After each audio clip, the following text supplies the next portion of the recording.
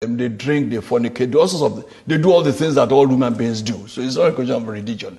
There's no question of anybody being truly a Muslim there. Even I knew a chief judge who was supposed to be leading Muslim prayers, who anytime he came to me in my official residence, he would put brandy or whiskey in a mug and be drinking, and they will smoke and all that. So I don't think it's religion. When they started this Sharia, how many of them are obeying the Sharia? How many of them? No, not none of their leaders. So it's not religion per se, but they use religion to deceive people and say Hausas were not Muslims at all. So they say, well, let's give you a superior religion, we'll give you Islam. But that didn't apply to the South, because we've had Muslims in Yoruba land even before 14th century.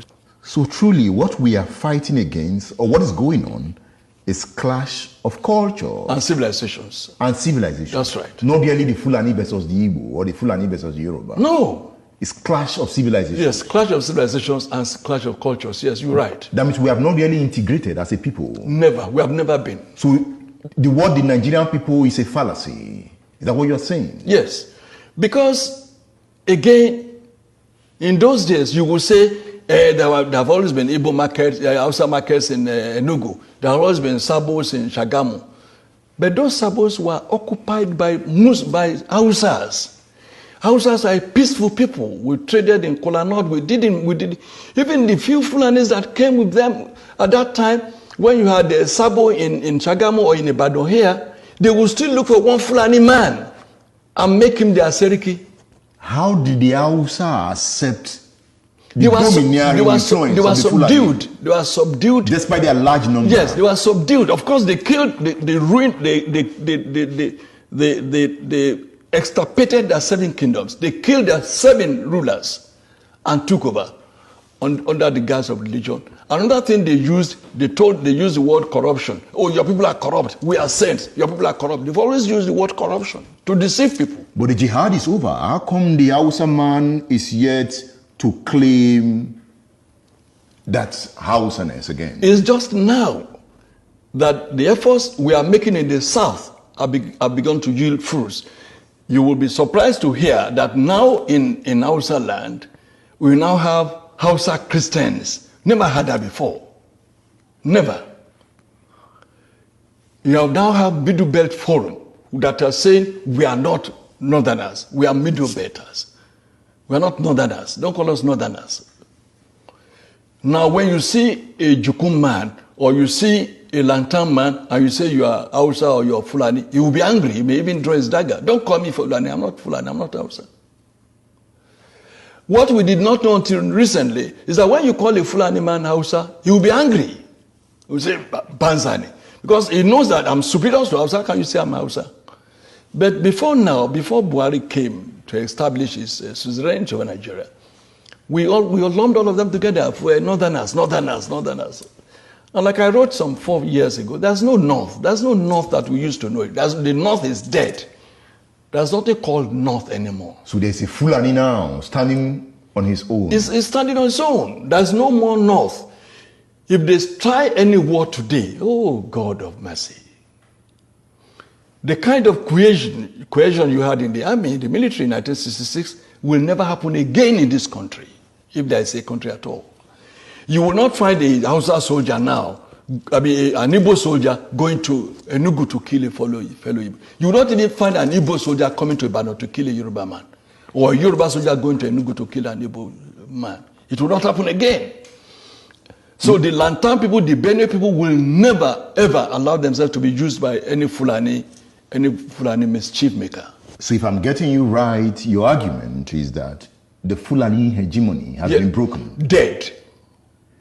If the Fulani hegemony has been broken, yes, does it mean that the social structure of Nigeria is about to witness a very hard hit that will lead to a new Nigeria? Yes, for those who agree with you to the extent of the fact that there are still some people who want a Nigeria, a group that I don't belong to. But for such people, yes,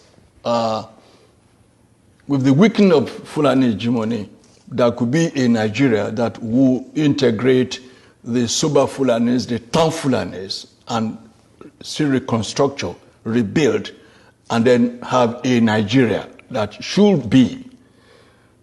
But I, as a person, as Tola Adeni, believe that it will take probably 1,000 years to change the mindset of a Fulani person whose philosophy is kill, maim, rape, send away people from their land and let me occupy it. That is the bush Fulani. It is the bush Fulani. Not the town Fulani. Not the town Fulani. And the town Fulani is more in number. No!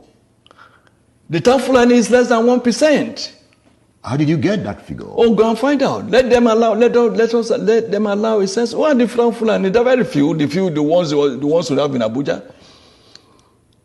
Or the few that dot spaces in Sokoto. I'm sure that you know that Sokoto, as we speak, is not a Fulani town. Is it not? No, that's a mistake we make. Zamfara is not a Fulani town. There are more houses in Zamfara than Fulani. There are more houses in Kano than Fulani. But the Fulani govern. They are in town. They are in charge. Yes, so it's their town. Yes. By subterfuge, by cunning, by crookedness, by all sorts of gimmickry. Or by integration. Not integration, by intimidation. And I said they are politically savvy. What they did to the rest of Nigeria, when they realized that the Fulani in the military, they could no longer use the military to retain power indefinitely. Since they've had power, they had access to the treasury, they say, oh yes, Edmond is from the east or wherever, brilliant man. He may likely oppose us and contest with us and rival us. Let's make him an ambassador. Let's give him an oil block. Let's make him a billionaire. We padlock his mouth. Let's get an Abiola. Make him a billionaire. Let's get this. Let's get that. And make them big. They will never be able to look us in the face. Then we can continue. Looting the treasury. We can continue. And once when we are in control of the treasury, we are in control of everywhere. So we can hire thugs. We can do whatever we would like. And that is why they introduced what I call plutocracy into Nigerian political etymology.